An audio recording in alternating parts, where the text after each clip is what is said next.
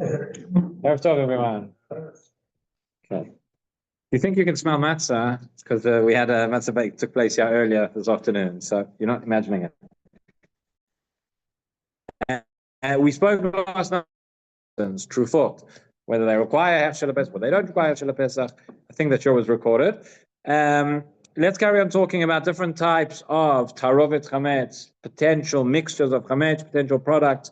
Question everybody wants to know: things which are not food, do they require a Hefshel for Pesach? Do we have to look? By the way, public service announcement: there's a wonderful website called Kosharot. People have not yet done their Pesach shopping. Well, good luck to you, because the shops are madness. But if you haven't yet done your Pesach shopping, so there is a website called Kosharot, Kosharot. It's in Hebrew, but they have a Pesach website, and they go through all the different foods and all the different products, and it shows you what is anything that's on that list. They just say you can use and you can eat with your eyes closed. Anything that's not on that list might still be okay, but anything that's on that list is certainly okay. And it's very, very helpful to know there's certain things, and we're not sure if the Hefshel is good, the Hefshel is not good, etc. Anything that is on the Kosharot list, you can rely on. What? It tells you if it's got kidneyot or not. They've got a list. They go product by product, and you can search. You can type the product in. You can put in the barcode, and everything's there. So that will hopefully make your life a bit easier. But let's talk about now all the things which are not food. And do they require, because people get very, very nervous. So I'll read to you from Pnei Halacha. He says like this. He says, Nechlaku poskim b'sheila, ma din mutzarim shenoadu l'sichat haguf shemulav b'hem chametz. If we have perfumes and things and different oils and lotions, whatever, which are meant to anoint one's body, and maybe they have chametz. He says, Omnam en klem or sabon ha'asoy mechametz. Generally speaking, creams, soaps, etc., are not made of chametz. However, sometimes they have alcohol that is mixed in, which is produced from chametz, and the question is madina. So he says, we have a sugya in the Gemara, what's called sicha k'shtiyah, meaning that when you use something and you anoint it on your body, that is as if you're absorbing it, that is similar to drinking, similar to consuming. And if we would say that, it says, that's our starting point. All these lotions and creams and whatever, we assume that they are not edible, not fit for consumption by an animal, and therefore there's no issue of owning them.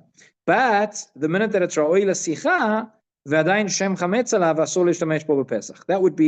would be one side, that would be the side to be machmer, to say that anything you're using for anointing, anything that's going to be absorbed into your body, if it has the alcohol chametz, that we'd have to be careful.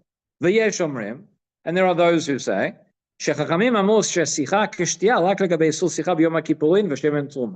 that this idea of sicha k'shtiyah is a chumrah that we have only regarding Yom Kippur and regarding shemen, which is of truma, but not by the other isurim in the Torah, including chametz, and therefore one can be lenient. There are those who want to be machmer, and they can, but meikar adin, one can be lenient. So he breaks it down here. He being Rav Melamed, Pnei Halacha, he has four categories of these different materials which are not food.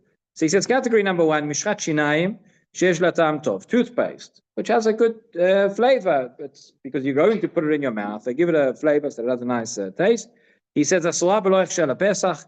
So he says that would be like anything else which is food, and that you would need a hefsha. Most people, I think, look for kosher for Pesach toothpaste. The truth is that even this is a bit of a chumrah. Meaning, if somebody's in a place where there's no kosher for Pesach toothpaste that's available, but say at the end of the day, you don't intend to eat it, you don't intend to swallow it. It gives a flavor in your mouth, but it's not something that you're meaning to consume. Certainly, you're allowed to own it. You don't have to sell your non-kosher for Pesach toothpaste. Just put it away. But I think that's the most prevalent minhag, is to get the kosher for Pesach toothpaste. Okay, because that's going in your mouth, and I'm interested in the flavor. Second category says klem shenispag b'guf, any sort of cream that is going to be absorbed into one's body. Sfaton belo ta'am ufsamim sheyesh b'hem alcohol, or so things like lip balm that doesn't have a taste, or perfumes, etc. So he says halacha k'makel she'enam tzrichim kashrut. He says we can be makel. They don't need a hefsha. At the end of the day, none of these things are fit for consumption. We don't eat them. Also, as we discussed last night, most of the time there isn't actually any chametz in these things anyway. Nonetheless, still, yesh machmilim liknokim samim sheyesh lehem kashrut lepesach. Okay, still, there are those who are machmir. That's it. Number 3, he says sabon v'shampoo, soap and shampoos, etc. Kevan shenoadu lenikoi v'lo kadei lisapek beguf. He says even if you're going to be concerned about sicha kashtiyah, these things are not meant to be absorbed. You use them to wash yourself, and then you wash them off. And therefore, yesh yoter makom lakel. There's even more room here to be lenient. And nonetheless, there are those that are machmir. There's always those that are machmir. And finally, the last category, he says, chomrei nikui mishchat na'alayim v'chadome. Cleaning materials, shoe polish, etc. It's always somewhat amusing when you see the cleaning materials that have printed on the thing side by side. It says lo lema'achal, not to be eaten, and then it says mushal mitam badatz, or whatever it is. It starts at isatra. One of them is. So therefore, all these things, he says, these do not require, cleaning material, bleach, economic, whatever, does not require a hechsher. What about soap that you use to wash your dishes? So again, there, he says, also that does not require ashkacha. Mishum shetamam pagum, the taste is blemished, you're not going to eat it. Again, the proof of that is that if you leave the soap on your dishes, you're not going to enjoy the taste of your food, right? No one intends to consume it. And even if it has chametz, again, which is unlikely, it's not considered chametz anymore, and that is completely fine. I saw even today, I had a look on the kosherot website that I told you about. So even then, again, they are sometimes take a little bit of a more machmir line, but even there, it has a list of products which need a hechsher, don't need a hechsher. So I looked up what they said about dishwashing soap, and they said that it doesn't need a hechsher. It says there are those that are machmir, and it's better to get wet, but it doesn't need. So even they said that. One of my favorite stories about Rabbi Ovadia is that once somebody came to him, I think it was Erev Pesach or during Pesach, whatever, and somebody came in a panic and said, one of his neighbors, and said, Rava, I have a problem, because I can't find any dishwashing soap that says kasher lePesach. So he says, what did you find? Bring me the soap that you found. So they bring them the soap. He says, now bring me a pen. And he writes kasher lePesach. That's so okay. לעתים מתעוררים ספקות וחששות לגבי הימצאות חמץ במוצרים שונים. Sometimes there are questions that are asked and doubts regarding different products that might have chametz, כגון כוסות נייר, נייר כסף, נייר אפייה, מפיות נייר, right? Things like paper cups or silver foil or baking paper and the like. Ulam kevan she'en sham tam mugash, there is no taste that you can recognize. Ein lachshosh lakach, we don't have to be concerned.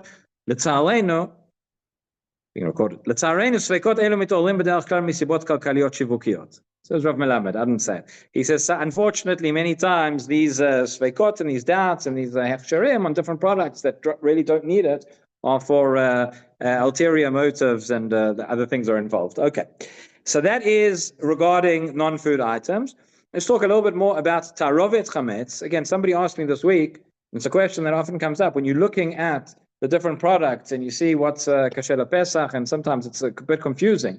One of the things which confuses people is that they write kashlap erev Pesach, kasher lePesach erev Pesach, right? And I always got somebody asked me this week, every year people ask, what does that mean? Does that mean it's kosher for Pesach before Pesach, but once Pesach comes, it's not kosher? So the truth is, what's that? So you don't confuse it with korban. So you don't confuse it with korban. So the truth is that I don't know why they write it this way. Well, I'll explain maybe why they write it this way. But this is some of the hechsherim. Essentially, it's another way of saying kasher lePesach mehadrin. Right? Why do they write erev Pesach? They write it for the following reason. You'll probably see this more on milk products, yogurts, cheese, those kind of things. And the idea is as follows. When we're talking about ta'arovet chametz, so we talk about a mixture of chametz. These products themselves are not chametz. There's nothing that's chametz that's in them. What happens if a certain some crumbs get mixed up in your chametz? So we'll come back to Erev Pesach. Let me read to you from the Pnei Halacha, is the introduction about ta'arovet chametz. So he says, "B'derech klal ma'achalei isur shenitavu ma'achalei heter." Ordinarily speaking, if we're talking about milk and meat or non-kosher food, etc., we know the principle, right? If food which is forbidden gets mixed up with food which is permitted, then we go by bittul. We have a principle of nullification. Usually it's 1 in 60. Certain foods it's different. Okay, but he says, we say 1 in 60 because we assume that if it's less than a smaller ratio than that, it's not going to give a taste in the mixture. By the way, if it's something which has a very, very strong taste, and even if it's less than 1/60th, but you can still taste it, so that's not pater, right? It's only if it's actually, but 1/60th is the benchmark. Now, from the Torah, okay, this is not the practical ruling yet, but on a Doraita level, chametz is also batel b'shishim. Ela shechachamim echmil v'kavu shechametz oser b'taluto b'kol shub. Chachamim came along and said, boys, but Chachamim came along and said no, that chametz is going to be forbidden in any ratio. There is no such thing as nullification for chametz. Shafinu mesh kenegdo pi 1000 or pi 10,000 or sakol, 1,000, 10,000, it doesn't matter. It's still forbidden. Why did they say that? So there's a few reasons. Because chametz is very, very stringent. It's very severe. The punishment is karet. Normally, punishment for forbidden foods is malkot. Also, because ordinarily speaking, when we have a forbidden food, we're not going to keep it in our cupboards the whole year round. When it comes to chametz, the whole year chametz is mutar. Only on Pesach it's asur, right? So Chachamim put in extra stringencies so that we aren't going to accidentally come and eat and partake of the chametz, and other reasons as well. Now, din zeh she'av kol shel chametz oseh ta'arovet. When does this apply? That any amount of chametz is going to be forbidden in a mixture? That is only from the time chal misha'ah shenichnas haPesach, when Pesach begins, or maybe when Yisur chametz begins. But before Pesach, we view chametz the same as we view any other forbidden food, if it's in a mixture. Meaning, if it's now nullified in a ratio of more than 1/60 before Pesach, then I say that it's batel. And then even on Pesach, I'll be allowed to eat it. Obviously with the caveat that it's not recognizable and that you can't see it, etc. That's what we call choser v'neor, which we'll talk in a moment. Is לאף זמן איסור אכילת חמץ ומצוות השפטה מתחיל בחצות יום י"ד, דין זה שחמץ אינו בטל מתחיל בכניסת חג הפסח. Okay, so there's a discussion as to whether this kicks in exactly at midday on Erev Pesach or on Pesach itself.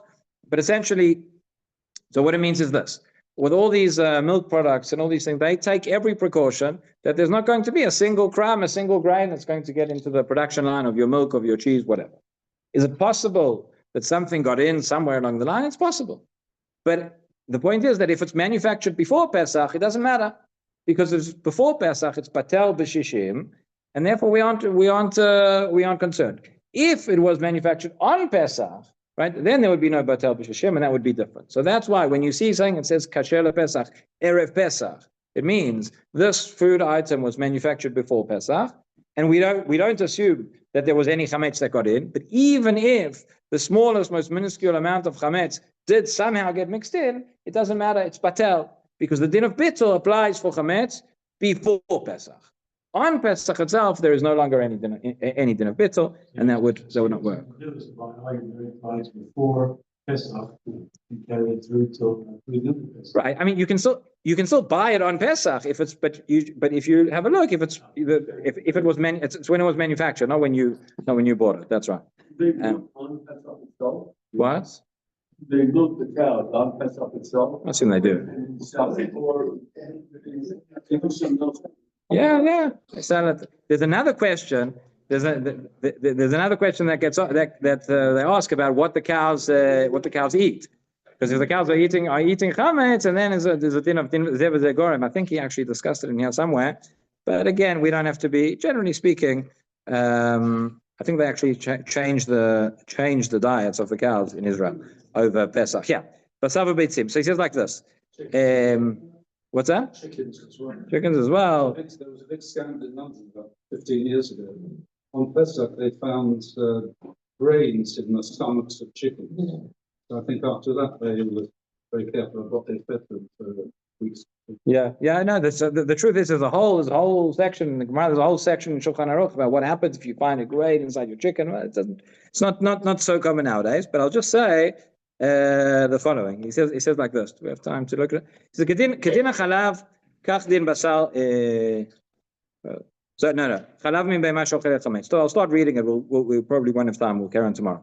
But he says like this: She'ela she'gdolei achronim asku bahi, ma dino shel chalav haba mipara she'achla chametz. What is the din of milk that comes from a cow that ate chametz?